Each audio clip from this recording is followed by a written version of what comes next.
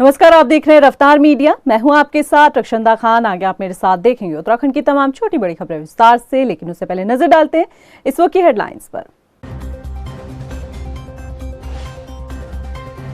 उत्तराखंड विधानसभा सत्र के पहले दिन यूसीसी को लेकर ठनी विपक्ष का आरोप, बिना चर्चा के बिल पास कराना चाहती है सरकार। विवादित उद्यान निदेशक हरमिंदर सिंह बवेजा ने छोड़ा उत्तराखंड, सीबीआई जांच के बीच आखिर बवेजा को किसने किया हिमाचल के लिए रिलीज, कांग्रेस ने लगाए गंभीर आरोप। उत्तराखंड कांग्रेस को लगा बड़ा झटका, कांग्रेस कमेटी की अध्यक्ष लक्ष्मी अग्रवाल ने थामा भाजपा का दामन, पूर्व कैबिनेट मंत्री दिनेश धने भी बीजेपी में हुए शामिल। और उत्तरकाशी की सिलक्यारा टनल में फिर शुरू हुआ निर्माण कार्य, 12 नवंबर को सुरंग हादसे के बाद से बंद था काम, सड़क परिवहन और राजमार्ग मंत्रालय ने दी मंजूरी। हेडलाइंस के बाद बुलेटिन में खबरें विस्तार से, और बात सबसे पहले करते हैं उत्तराखंड विधानसभा सत्र की। उत्तराखंड विधानसभा सत्र आज से शुरू हो गया है। पहले दिन सदन में दिवंगत विधायकों को श्रद्धांजलि दी गई। पूर्व सदस्यों में सरवत करीम अंसारी, मोहन सिंह रावत, पूरण सिंह, कृष्ण सिंह, नरेंद्र सिंह और धनी राम को श्रद्धांजलि दी गई। इसके बाद सत्र की कार्यवाही को कल सुबह तक के लिए स्थगित कर दिया गया। 5 फरवरी से शुरू हुए विधानसभा सत्र को बता दें कि 8 तारीख तक ये चलेगा। सदन में यूसीसी विधेयक पेश होगा। इसके साथ ही कई अन्य विधेयक भी सदन के पटल पर कल रखे जाएंगे। वहीं विपक्ष ने भी सदन में सरकार को घेरने की पूरी रणनीति बनाई हुई है। मुख्यमंत्री पुष्कर सिंह धामी ने कहा है कि समान नागरिक संहिता को लेकर 1.25 करोड़ उत्तराखंडियों के साथ ही पूरे देश की नजरें इस समय उत्तराखंड पर बनी हुई है। 6 फरवरी को समान नागरिक संहिता विधानसभा के पटल पर रखा जाएगा। समान नागरिक संहिता यूसीसी, जिसकी लंबे समय से हम सबको प्रतीक्षा थी, प्रदेशवासियों को इसका इंतजार था, और हमारे 1.25 करोड़ केवल उत्तराखंड के लोग ही नहीं बल्कि पूरे देश के लोग इसकी प्रतीक्षा कर रहे हैं कि उत्तराखंड की विधानसभा में ये कब आएगा, कब पारित होगा।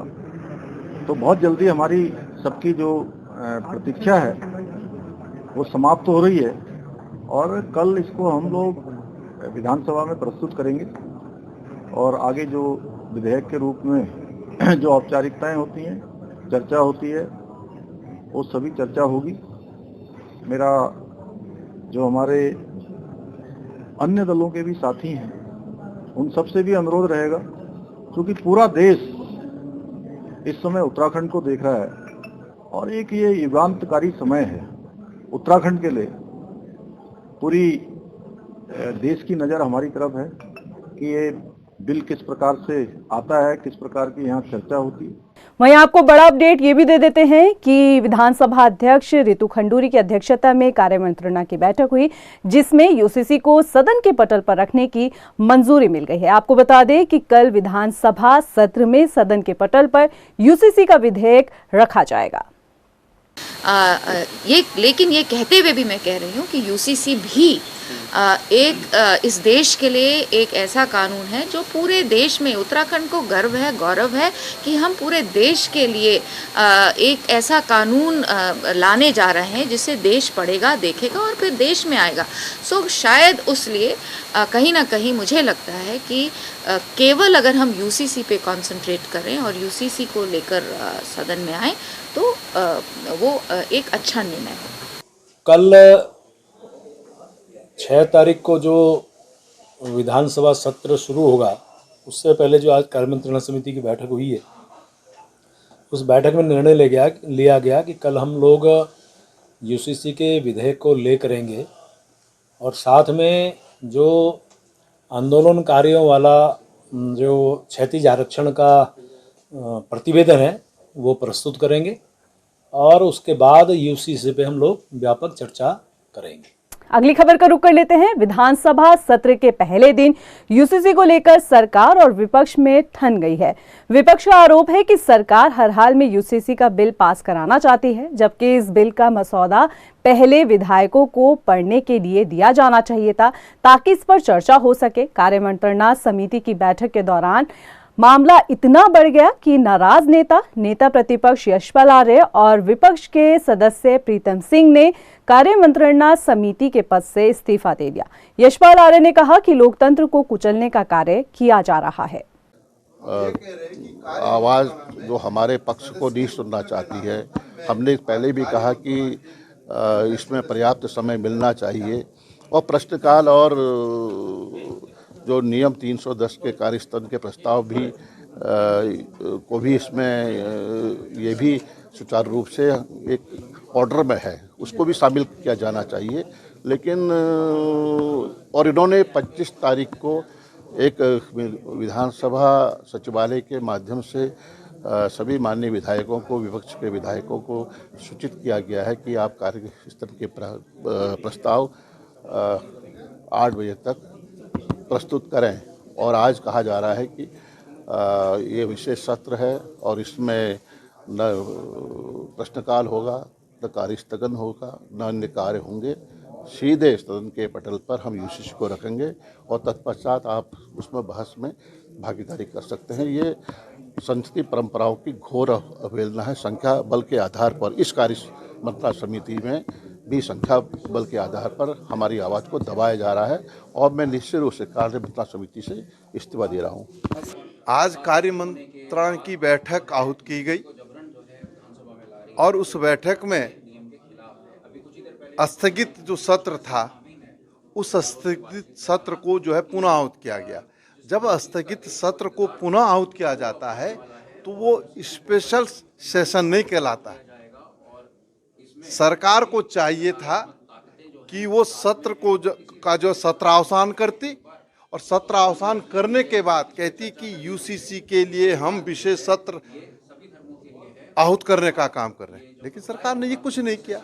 वहीं देहरादून में मुस्लिम सेवा संगठन ने यूसीसी के विरोध में विधानसभा कूच किया। विधानसभा सत्र होने के कारण भारी पुलिस बल और बैरिकेडिंग की गई है और उन्हें रोका गया है। उन्होंने भाजपा और आरएसएस पर भारत को हिंदू राष्ट्र बनाने का आरोप लगाते हुए यूसीसी का कानून लाकर पिछड़े वर्ग और जनजातियों की जमीन पर कब्जा करने का आरोप लगाया है। साथ ही यूसीसी के माध्यम से धर्मों और जनजातियों की परंपरा और सभ्यता के साथ छेड़छाड़ किए जाने की भी आशंका जताई है। यूनिफॉर्म सिविल कोड नहीं, यूनिफॉर्म चोरी कोड है जो ट्राइबल्स की जमीनें छीनने के लिए बनाया गया है। ये जो धोखा दे रहे हैं ना मुख्यमंत्री साहब और आरएसएस और बीजेपी के लोग, ये इस बात का ऐलान कर चुके हैं कि हम भारत का संविधान खत्म करके हिंदू राष्ट्र बनाएंगे और उत्तराखंड उसकी प्रयोगशाला है। ये बात सब जानते हैं ना। हिंदू राष्ट्र बनेगा तो सबसे पहले ट्राइबल्स और शेड्यूल कास्ट की जमीनें छीनी जाएंगी, तो ये उसी की डायरेक्शन में सबसे बड़ा कदम है। उद्यान विभाग में घोटाले के आरोपी हरमिंदर सिंह बवेजा क्या उत्तराखंड छोड़कर भाग गए हैं? सीबीआई जांच की रडार पर आए बवेजा को क्या आसानी से हिमाचल भेज दिया गया है? ये तमाम सवाल इन दिनों सियासी गलियारों में घूम रहे हैं क्योंकि कांग्रेस ने कई गंभीर आरोप लगाए हैं। ये रिपोर्ट देखिए। क्या उत्तराखंड छोड़ भागा उद्यान विभाग घोटाले का आरोपी? क्या उत्तराखंड से बवेजा पहुंचे हिमाचल? सीबीआई जांच के बीच क्या बवेजा ने छोड़ा प्रदेश? क्या बवेजा को बचाने की हो रही कोशिश? इसे विडंबना ही कहेंगे कि घोटाले और भ्रष्टाचार में लिप्त मुख्य आरोपी जिस पर सीबीआई की जांच चल ही रही है कि अचानक से खबर सामने आती है कि वो शख्स उत्तराखंड छोड़कर हिमाचल पहुंच गया है। दरअसल बात उद्यान विभाग में घोटाले के मुख्य आरोपी हरमिंदर सिंह बवेजा की हो रही है, जो सीबीआई जांच की रडार पर थे, लेकिन अचानक से वो उत्तराखंड छोड़कर हिमाचल प्रदेश पहुंच गए हैं। ये आरोप मुख्य विपक्षी दल कांग्रेस ने लगाया है। उद्यान विभाग के निदेशक रहे हरमिंदर सिंह बवेजा, जिन्हें सरकार द्वारा निलंबित किया गया था, उन्होंने उत्तराखंड छोड़ दिया है। वो वापस अब हिमाचल प्रदेश पहुंच गए हैं। उद्यान विभाग में सीबीआई घोटाले की जांच कर ही रही है। ऐसे में हरमिंदर सिंह बवेजा के उत्तराखंड छोड़ने पर कांग्रेस ने सवाल खड़े कर दिए हैं। कांग्रेस प्रवक्ता गरिमा दसोनी का कहना है कि उत्तराखंड को करोड़ों की चपत लगा चुका उद्यान विभाग का निदेशक हरमिंदर सिंह बवेजा उत्तराखंड सरकार और शासन से रिलीव किया जाना चाहिए था। वहां उल्टा बवेजा शासन को मात्र पत्र के माध्यम से सूचना देकर बीच सीबीआई जांच से पीठ दिखाकर हिमाचल प्रदेश पहुंच चुके हैं। प्रप करने वाला ये फैक्ट है और जंगल राज ऐसा लग रहा है कि उत्तराखंड में चल रहा है।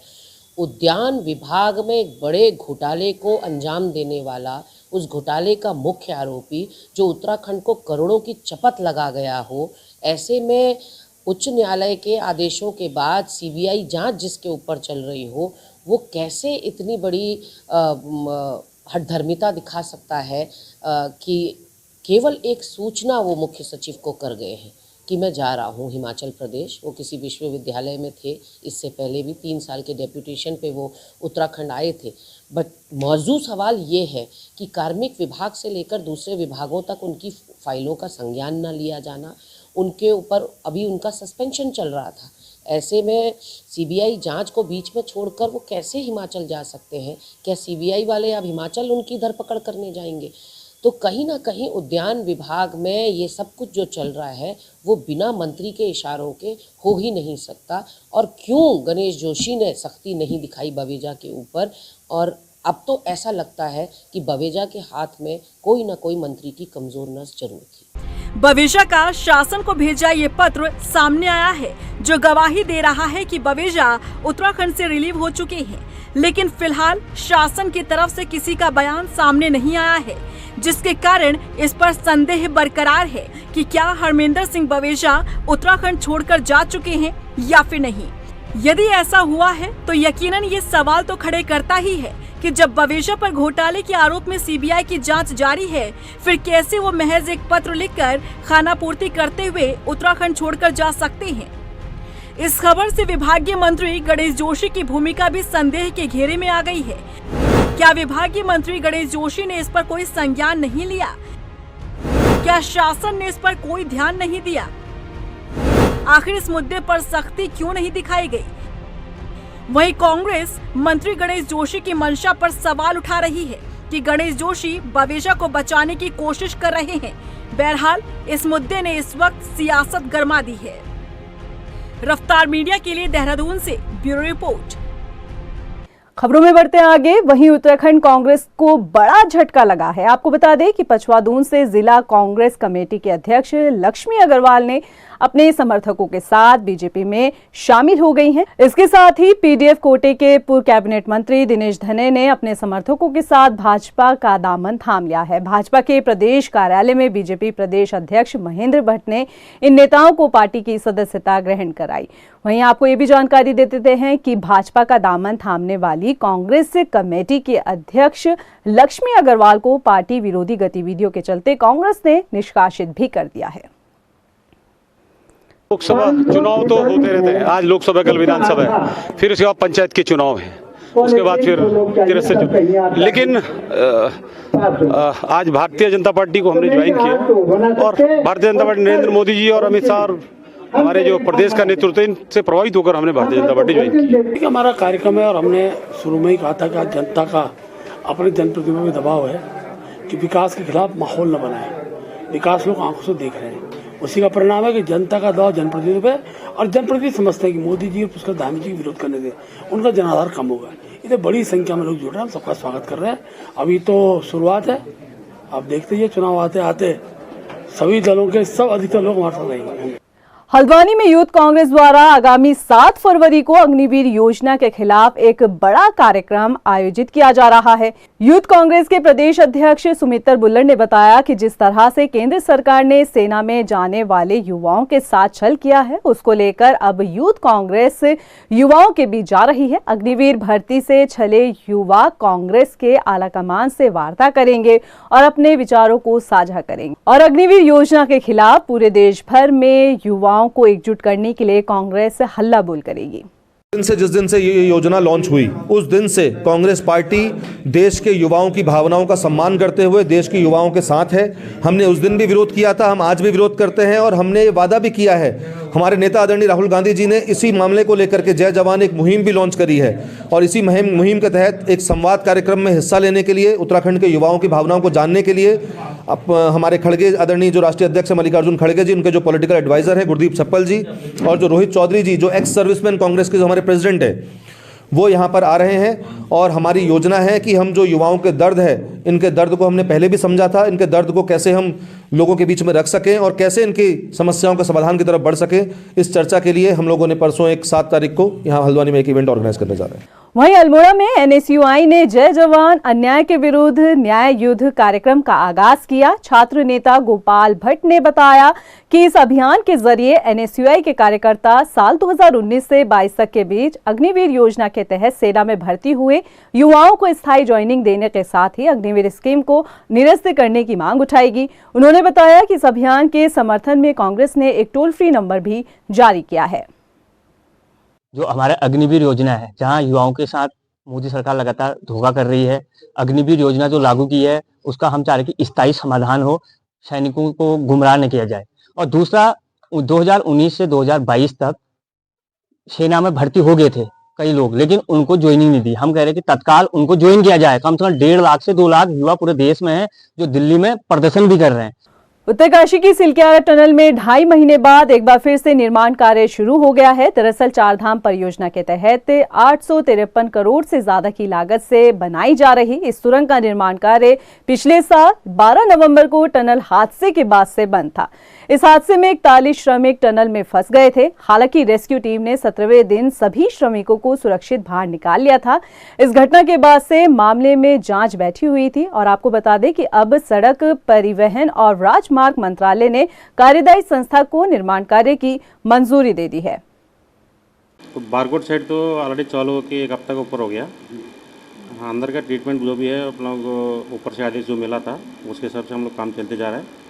ऑलरेडी चालू हो गया काम पूरी तरह से। और जो मलबा जो गिरा था उसका डिजाइनर के लिए डिजाइन के पास गया, जैसे डिजाइनर का ड्राइंग आ जाता है वो भी चालू कर देंगे उसका ट्रीटमेंट। मुख्यमंत्री पुष्कर सिंह धामी 11 फरवरी को लोहाघाट दौरे पर रहेंगे और ऐसे में सीएम धामी के इस दौरे से क्षेत्रवासियों को काफी आस है। बता दें कि क्षेत्रवासियों और जनप्रतिनिधियों ने मुख्यमंत्री के दौरे से पहले बैठक की, जिसमें क्षेत्र की मूलभूत सुविधाओं को दुरुस्त करने पर चर्चा हुई। निवर्तमान नगर पालिका अध्यक्ष ने बताया कि क्षेत्रवासी सीएम धामी के सामने नुजुल भूमि, पेयजल और स्वास्थ्य संबंधी सेवाओं को बेहतर करने की मांग करेंगे। यहाँ की सम्रांत जनता को धन्यवाद देना चाहूँगा। इनके ठंडे के मौसम में भी आप लोग इस कार्यक्रम की जो भी यहाँ की प्रमुख समस्याएं हैं उन समस्याओं के निदान हेतु इस मीटिंग में आए। और मैं माननीय मुख्यमंत्री के जो संभावित दौरा है उसको देखते हुए यहाँ के लोगों में काफ़ी उत्सुकता है, काफ़ी जोश है और मातृशक्ति में भी काफ़ी जोश है। माननीय मुख्यमंत्री जी के स्वागत के लिए और जो यहाँ की मूलभूत समस्याएं हैं उनके समाधान के लिए माननीय मुख्यमंत्री को ज्ञापन देने के लिए जो 3 प्रमुख मांगें प्रमुखता से रखी गई, उसमें पेयजल, स्वास्थ्य और भूमि का मामला है। हल्द्वानी के हीरानगर क्षेत्र में कार में हुई गैंगरेप के मामले में नया मोड़ सामने आया है। एसएसपी प्रहलाद मीणा ने बताया कि जांच के बाद ये मामला छेड़खानी और अपहरण का है। इस मामले की जांच के लिए एक टीम गठित की गई है, जिसके बाद मेडिकल परीक्षण और युवती के बयान भी दर्ज किए गए, जिसमें पता चला कि रेप की पुष्टि नहीं हुई है। युवती से छेड़खानी और अपहरण करने वाले 4 युवकों को पुलिस ने गिरफ्तार कर लिया है। साथ ही घटना में इस्तेमाल की गई कार को भी सीज कर दिया गया है। देखिए, हल्द्वानी कोतवाली में कल एक मुकदमा पंजीकृत हुआ था, जिसमें एक गैंगरेप का एफआईआर रजिस्टर हुई थी। इसमें तत्काल मामले की संवेदनशीलता को देखते हुए हमने जांच टीम गठित की और हमारी जांच टीम ने जो सीसीटीवी सर्विलांस है, डाटा सर्विलांस है, जो पीड़िता है उसका जो मेडिकल है और डॉक्टर के बयान है, पीड़िता के बयान के आधार पर यह निष्कर्ष निकाला है कि इस मामले में पीड़िता के साथ में कोई भी दुष्कर्म नहीं हुआ है, उससे छेड़खानी की गई है और अब ये मुकदमा जो है छेड़खानी में कन्वर्ट कर दिया गया और उसमें आगे की योजना की जा रही है। हल्द्वानी में शादी समारोह में जा रही ननंद भाभी की सड़क हादसे में मौत हो गई। दरअसल स्कूटी सवार ननंद भाभी को ओपन यूनिवर्सिटी के पास ट्रक ने टक्कर मार दी और हादसे में दोनों महिलाओं की मौके पर ही मौत हो गई। हादसे के बाद से ट्रक चालक फरार बताया जा रहा है। नहीं, उसमें जो सकरी सड़क है उसमें हैवी ट्रैफिक प्रतिबंधित के लिए पहले से भी निर्देश दिए गए हैं। मेरे द्वारा पुनः निर्देश दिए गए हैं उस पर हैवी ट्रैफिक ना चले। इसमें साइनेज लगाए जाएंगे और अगर एक जनता के साथ मीटिंग की जाएगी, अगर मीटिंग में वहाँ के जो वहाँ के फीड जिनको रोड फीड करती है, अगर वो लोग इस बात पे सहमत होते हैं पे यहाँ पे कोई बड़ा ट्रक ना चले, हैवी ट्रैफिक ना चले, तो उसको पूर्णतः प्रतिबंधित कर दिया जाएगा। और जहाँ तक ये एक्सीडेंट का प्रश्न है, इसमें जो एक्सीडेंट हुआ है उसमें महिलाएं उस ट्रक को ओवरटेक करने का प्रयास कर रही थी, उसी प्रयास में ये एक्सीडेंट हुआ है और इसमें एफआईआर दर्ज कर दी गई है और इसमें इन्वेस्टिगेशन की जा रही है। उधर दिनेशपुर में पुलिस ने मुख्य मार्ग पर फुटपाथ पर जो दुकानें लगाई जाती है उन पर चालानी कार्रवाई की। पुलिस ने फर और ठेली वालों के 10,000 रुपए के चालान काटे। आपको बता दें कि इस कार्रवाई पर साप्ताहिक तय बाजारी के ठेकेदार ने विरोध किया है। उन्होंने बताया कि नगर पंचायत में बोली के बाद उन्हें साप्ताहिक तय बाजारी का ठेका मिला है और इसी के तहत वहां फर और ठेले लगाए जाते थे। 24 का ठेका मेरे पास स्वयं के पास है। पुलिस प्रशासन जो आज ये कार्रवाई की जा रही है इसका मैं घोर निंदा करता हूँ और इस संदर्भ में माननीय जिलाधिकारी महोदय से मैं स्वयं मिलूंगा जाके कि नगर पंचायत ने जो ठेका उठाया या तो वो नगर पंचायत इसका संज्ञान ले, ईओ मैडम संज्ञान में लेने के बाद भी पुलिस प्रशासन से कोई वार्ता नहीं कर रही है। मेरे हाथ में ये एक चालान है जो 10,000 रुपये का बेचारे फड़ वालों का चालान काटा जा रहा है पुलिस प्रशासन के द्वारा। ये बेचारे दिन भर में 100 रुपये कमाते नहीं है, 10,000 रुपये कहाँ से भरेंगे। इसलिए मेरा समस्त प्रशासन से निवेदन है कि इसमें उचित कार्रवाई करने की कृपा करें। वहीं अल्मोड़ा पुलिस ने गांजा तस्करी करने वाले एक अभियुक्त को गिरफ्तार किया है। आपको बता दें कि पुलिस ने आरोपी के पास से 40 किलो से ज्यादा गांजा बरामद किया। सीओ विमल प्रसाद ने बताया कि बरामद किए गए गांजे की कीमत तकरीबन 6 लाख रुपए है। वहीं उन्होंने बताया कि आरोपी का एक साथी फरार है। एक पिकअप वाहन को रोका गया जिसमें एक व्यक्ति मौके से अंदर का फायदा उठाकर फरार हो गया। दूसरे व्यक्ति से पुलिस द्वारा पूछताछ की गई तथा तलाशी दी गई वाहन की, तो वाहन से 4 कट्टों में 40 किलो 600 ग्राम अवैध गांजा बरामद हुआ पुलिस को। जिस पर पुलिस द्वारा व्यक्ति से पूछताछ की गई तो उसने नाम अपना हरिश्चंद्र बताया जो कि सड़ क्षेत्र का ही रहने वाला है। तत्पश्चात पुलिस द्वारा उक्त संबंध में एनडीपीएस में मुकदमा पंजीकृत कर आवश्यक कार्रवाई की जा रही है तथा फरार व्यक्ति के विरुद्ध उसे गिरफ्तार करने के प्रयास किए जा रहे हैं। अभी के लिए फिलहाल इतना ही। मुझे दे इजाजत, लेकिन चलते चलते नजर डालते इस वक्त की हेडलाइंस पर। नमस्कार। उत्तराखंड विधानसभा सत्र के पहले दिन यूसीसी को लेकर ठनी विपक्ष का आरोप, बिना चर्चा के बिल पास कराना चाहती है सरकार। विवादित उद्यान निदेशक हरमिंदर सिंह बवेजा ने छोड़ा उत्तराखंड। सीबीआई जांच के बीच आखिर बवेजा को किसने किया हिमाचल के लिए रिलीज, कांग्रेस ने लगाए गंभीर आरोप। उत्तराखंड कांग्रेस को लगा बड़ा झटका, कांग्रेस कमेटी की अध्यक्ष लक्ष्मी अग्रवाल ने थामा भाजपा का दामन। पूर्व कैबिनेट मंत्री दिनेश धने भी बीजेपी में हुए शामिल। और उत्तरकाशी की सिलक्यारा टनल में फिर शुरू हुआ निर्माण कार्य। 12 नवंबर को सुरंग हादसे के बाद से बंद था काम। सड़क परिवहन और राजमार्ग मंत्रालय ने दी मंजूरी।